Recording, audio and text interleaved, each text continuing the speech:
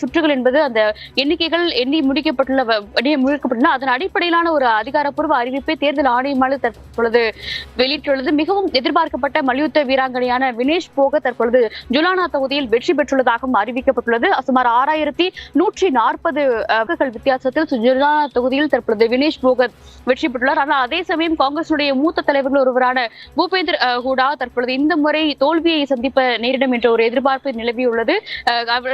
கணிசமான வாக்கு வித்தியாசத்தில் தற்போது அவர் பின்னடைவை சந்தித்து வருவது மிக முக்கியமாக பார்க்கப்படுகிறது. சுமார் தற்போதைய நிலவரத்தை பொறுத்தளவில் ஹரியானாவை பொறுத்தளவில் பாஜகவுடைய வெற்றி வாய்ப்பு அதிக அளவில் இருப்பதாகவும் அதற்கான கொண்டாட்டங்களுக்கு தற்போது பாஜகவானது முன்னேற்பாடுகள் செய்து வருகிறது. ஒருபுறம் டெல்லியில் உள்ள இல்லத்தில், அதாவது மத்திய அமைச்சர் மனோகர்லால் கட்டாரும் ஹரியானாவுடைய முன்னாள் முதல்வருமான மனோகர்லால் இல்லத்தில் தர்மேந்திர பிரதான் தற்போது முக்கிய ஆலோசனையை நடத்தி வருகிறார். ஹரியானாவுடைய தேர்தலில் பாஜகவுடைய வெற்றி ஏற்படும் பட்சத்தில் அடுத்த கட்ட நகர்வுகள் எவ்வாறு இருக்க போகிறது என்பது தொடர்பான ஒரு பல்வேறு முக்கிய ஆலோசனையும் தற்பொழுது அவர்கள் நடத்தி வருகிறார்கள். இன்னும் சற்று நேரத்தில் பாஜக தேசிய தலைவர் JP நட்டாவும் இந்த ஆலோசனையில் பங்கேற்க உள்ளதாகவும் தகவலானது கிடைக்கப்பட்டுள்ளது. சுரஜினி, சுசித்ரா, நீங்க இணைப்பிலேயே காத்திருங்க. அடுத்ததாக ஜம்மு காஷ்மீர் சட்டப்பேரவை தேர்தலுக்கான ஒரு அண்மை நிலவரத்தையும் பார்த்து விடலாம்.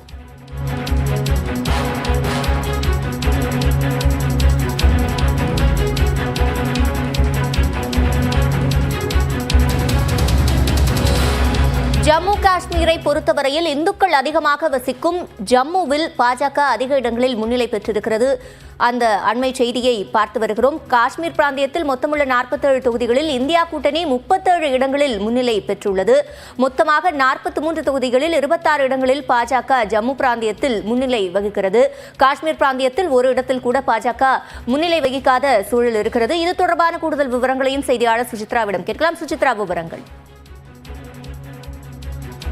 இந்த முறை, அதாவது 10 ஆண்டுகளுக்கு பிறகு குடியரசுத் தலைவருடைய ஆட்சியின் கீழ் தற்பொழுது ஜம்மு காஷ்மீருடைய வாக்குகள் பதிவு செய்யப்பட்ட அந்த வாக்குகளுடைய எண்ணிக்கையானது நடைபெற்று வருகிறது. மிக தெளிவான ஒரு வெற்றி வாய்ப்பாக இந்தியா கூட்டணி சுமார் தற்பொழுது வரையும் 51 இடங்களில் முன்னிலை வகித்து வருவதை நம்மால் பார்க்க முடிகிறது. அதே சமயம் பாஜகவிற்கான அந்த ஒரு வாக்குகளுடைய சதவிகிதமும் ஜம்மு காஷ்மீரில் குறைந்துள்ளது அப்படின்றத நம்ம பார்க்க வேண்டும். மிக முக்கியமாக நீங்கள் கூறியது போல ஜம்மு பிராந்தியத்தை பொறுத்தளவில் அதிக அளவிலான இந்துக்கள் மற்றும் காஷ்மீரி பண்டிட்டுகள் வசிக்கும் அந்த பகுதியை பொறுத்தளவில் பாஜகவிற்கான அந்த வாக்கு சதவீதம் என்பது அதிகரித்துள்ளது. ஆனால் அதே சமயம் இஸ்லாமியர்கள் அதிகமாக. நீங்க இணைப்பிலேயே காத்திருங்க. தற்போது காங்கிரஸ் சார்பில் ஹரியானாவில் ஜூலானா தொகுதியில் போட்டியிட்ட வினேஷ் போகத் வெற்றி பெற்றிருக்கிறார். அண்மை செய்தியாக பார்த்து வருகிறோம். ஹரியானாவில் தற்போது காங்கிரஸ் கட்சி சார்பில் போட்டியிட்ட வினேஷ் போகத் ஜூலானா தொகுதியில் வெற்றி பெற்றிருக்கிறார். அண்மை செய்தியாக பார்த்து வருகிறோம். 90 தொகுதிகள் கொண்ட ஹரியானாவில் 49 தொகுதிகளில் பாஜக முன்னிலையில் உள்ளது. 36 தொகுதிகளில் காங்கிரஸ் கட்சி முன்னிலையில் உள்ளது. இந்த சூழலில் காங்கிரஸ் கட்சி சார்பாக போட்டியிட்ட வினேஷ் போகத் தற்போது வெற்றி பெற்றிருக்கிறார். சுசித்ரா, நீங்கள் தொடர்ந்து பேசலாம். மிக முக்கியமாக வினேஷ் போகத்தை பொறுத்த அளவில் சுமார் 6000த்திற்கும் அதிகமான வாக்குகள் வித்தியாசத்தில் அவர் இந்த ஒரு வெற்றி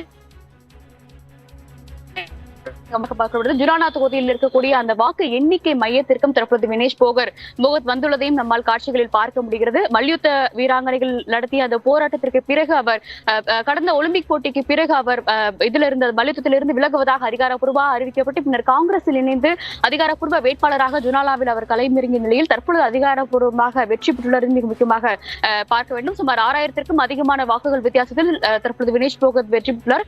அடுத்த கட்டமாக ஜம்மு காஷ்மீரை பொறுத்த அளவில் தற்போது மிகவும் எதிர்பார்க்கப்பட்ட PDP-யினுடைய அந்த வாக்கு வெற்றி வாய்ப்பு என்பது தற்பொழுது கேள்விக்குறியாகி வருகிறது. 2 தொகுதிகள் மட்டுமே PDP தற்பொழுது முன்னிலை வகித்து வரும் நிலையில் அவர்களுக்கான அந்த ஒரு வெற்றி வாய்ப்பு என்பது பறிபோகுமா என்ற ஒரு கேள்வியும் இந்த தேர்தலை பொறுத்தளவில் எழுந்துள்ளது. அதே போல உமர் அப்துல்லா போட்டியிட்ட அந்த 2 தொகுதிகளுமே, பட்காம் உள்ளிட்ட 2 தொகுதிகளுமே அவர் முன்னிலையில் இருந்து வருவதையும் நம்மால் பார்க்க முடியும். சுமார் 11 சுற்றுகள் எண்ணப்பட்டுள்ள நிலையில் மீதமுள்ள வாக்குகளும் தற்பொழுது எண்ணப்பட்டு வரும். அதிகாரப்பூர்வ அறிவிப்புகள் இன்னும் சற்று நேரத்தில் கிடைக்கப்படும் வெல்லப்படும் என்ற ஒரு எதிர்பார்ப்பு நிலை வருகிறது. ஜம்மு காஷ்மீரை பொறுத்தளவில் இந்தியா கூட்டணியுடைய வெற்றி என்பது நிர்ணயிக்கப்பட்டது, அதை யாராலும் மாற்ற முடியாது என்ற ஒரு கருத்தையும் காங்கிரசினுடைய மூத்த தலைவர்கள் தற்பொழுது அதிகாரப்பூர்வமாக தெரிவித்தார். அதனால் அதே சமயம் ஹரியானாவை பொறுத்தளவில் இன்னும் வாக்குகள் எண்ணப்பட்டு வருகின்றன. வாக்கு சதவிகிதம் என்பது காங்கிரசுக்கு தான் அதிகமாக உள்ளது.